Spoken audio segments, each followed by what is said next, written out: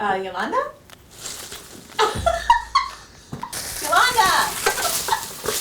Welcome to How to Cake It. This week is so much fun. I'm making a snake cake and I have a Disney Jungle Book prize pack giveaway. I'm giving away 5 prize packs. So stay tuned for more details about how to win those.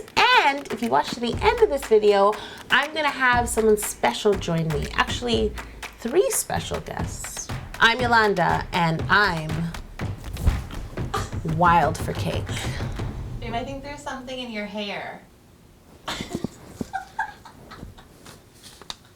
I think so. To make this snake cake, I am baking 18 pounds of my banana cake, and to my batter, I added 3 cups of mini chocolate chips. The texture and color of banana cake really reminded me of a snake, so I thought it was perfect for the inside. I divided all of my cake batter into 6 different round and bundt cake pans. I'll put all of the sizes and details below in my blog at howtocakeit.com. With my biggest 2 round cakes, I remove them from their pans, level them, and cut off a layer of caramelization at the bottom of each cake. And for my bundt pans, I simply level them at the top. Most of the caramelization is going to disappear anyway when carving the snake. I begin by stacking my 2 10-inch cakes on top of each other and using a small serrated knife to round the edges. Now I want to create a C shape, kind of like if the snake was like coiled on itself.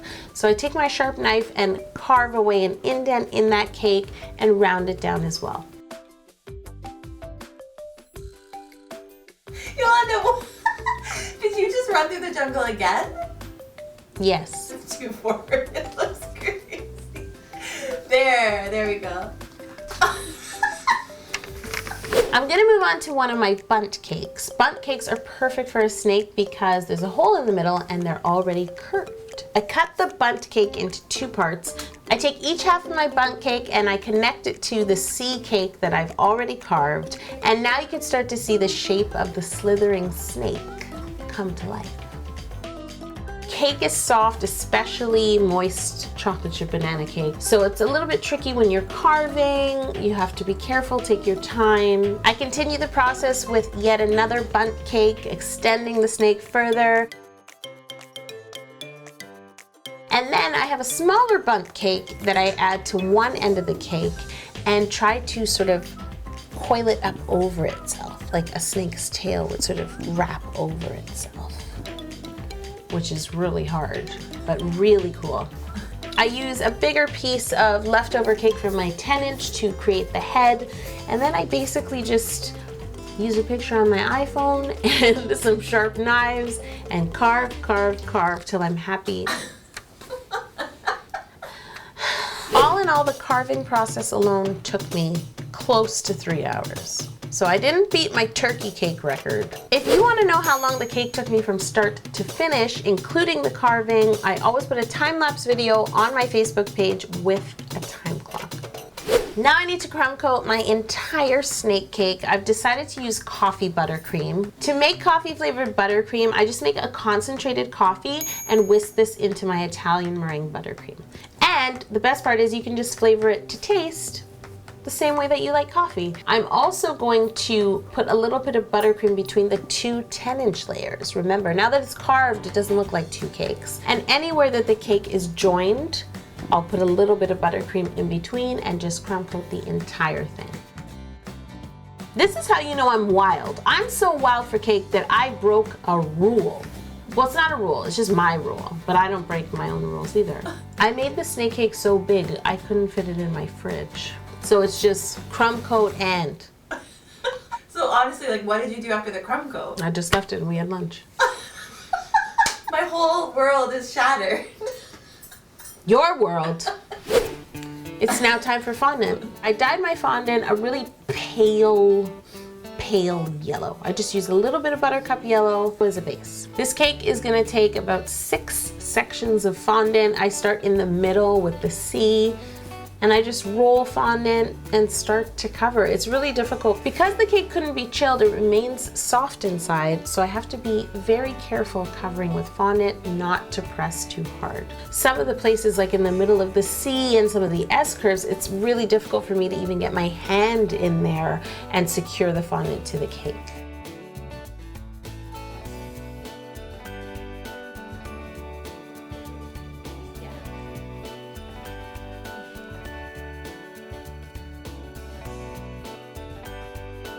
This snake cake has all kinds of seams. So to hide my seams, I made a fondant paste. I basically just work water into fondant, and then I use that paste, put it on with a spatula, and use a wet paintbrush to just work it in and blend it in. This snake is now seamless, as a snake should be, but it needs scales. To create my scaly texture, I'm using a rolling pin sleeve. It's basically just this plastic sleeve that you slip over a rolling pin and it creates texture when you roll with it. But I've cut up the sleeve because I'm wild for cake. So I basically just cut a piece of this sleeve, it's called a diamond sleeve, and pressed it, pulled it and pressed it into my fondant. This made me so nervous because, once again, there was no chill. See what happens when you don't chill out? You get stressed. At least this diamond sleeve is a step up from the shelf liner I used on my turkey cake. I mean, at least it's actually made for cakes. If there's one thing that makes me nervous in the kitchen, it is painting cakes. I always get apprehensive, I feel anxious, I try to procrastinate before starting. So you know what? It's time for a Jungle Book giveaway! That scared me. Well, you're in the jungle, you should be scared. I have 5 Jungle Book prize packs to give away. This is what you have to do to win one. Subscribe to this channel, How to Cake It, right now, and comment below and tell me which Jungle Book character you would be and why. I'll also put a link of the trailer for the brand new Jungle Book movie in my description below so you can check it out. I would, of course, be Kaa, the snake in the Jungle Book movie, because today I'm all about snakes. Good luck, everybody! All right. No more procrastinating. I need to paint this snake cake. I'm mixing a little bit of black, a little bit of brown, and some ivory food coloring diluted with clear white rum. Clear white rum? White rum. The first coat of paint is going to be one light color over the entire snake. Let it sit for a moment, and meanwhile I start to mix another layer of paint that contains more brown and a little more black. I begin to paint on the ball python snake pattern. All around the snake, up one side, down the other. What I did do to add some texture was use cut up pieces of paper towel, pressed into the paint and pulled off just to leave behind some texture and soften the paint.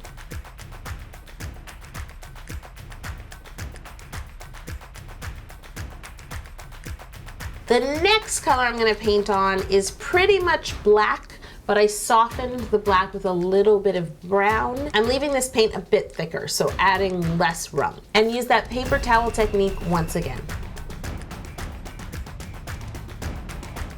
I use more black paint to add dots to the snake, and I use some more black paint to darken the snake again. That's the key to painting a cake, especially one of this nature. Do it in layers, take your time, have a look. You'll know when it feels right. This snake needs eyes. Hello! I used 2 little red candy beads for the eyes, and I painted them with my black food coloring mixture. I just popped them into the snake head and painted them. The snake was like, done. The way you went like this made it seem like you were peeing. Oh. You're like, please don't pee there. Okay, I won't. I'm wild, I can't help it.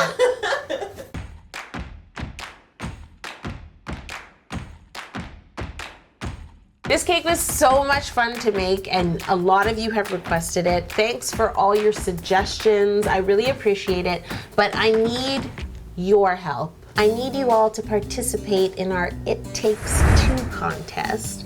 If every single one of you subscribed right now got even one person to subscribe, we would hit 2 million in a heartbeat. All you have to do is leave a comment below tagging someone, get them to subscribe to this channel, and as long as you're both subscribed, you will be entered to win 2 matching Wild for Cake t-shirts. Imagine you and your friend walking down the street.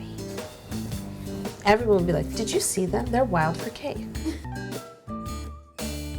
I know I spent all this time making this snake, but at the end I had to catch it and have a piece. It is banana chocolate chip.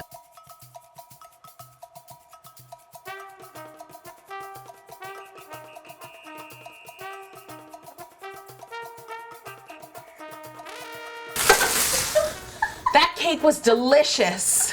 I've invited Dave Salmoni, animal expert and all-around jungly man, and he's bringing some live models. Cut to the footage. Hi. Hi. How are you? I'm good. You look happy to see me. I am. And I'll just put it here, and she's gonna hold on to you.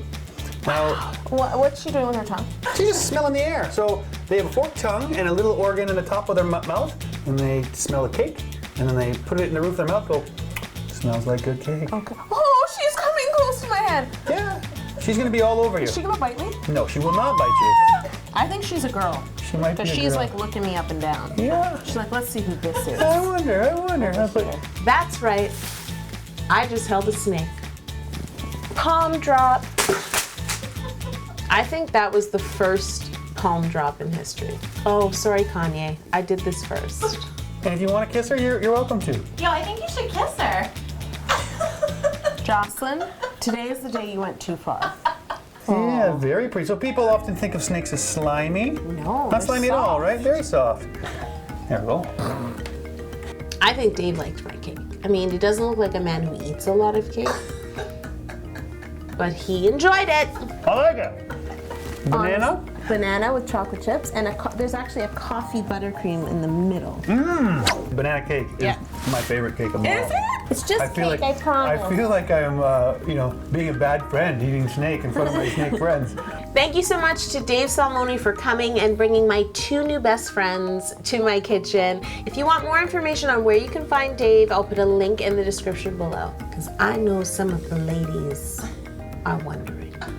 Whoa. Okay. Today I did something I never thought I'd do. You're welcome, Yolanda. It wasn't on my bucket list. Everything's on Jocelyn's bucket list for me to do. I'll see you all next week, or maybe I won't make it out of the jungle.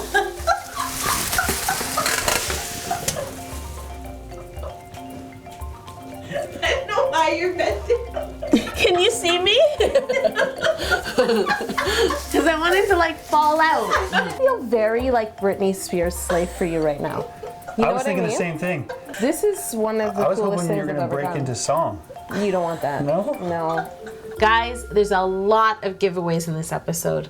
Good luck to winning 5 Disney Jungle Book prize packs, and good luck on the It Takes Two contest, where you can win 2 matching gorgeous teas.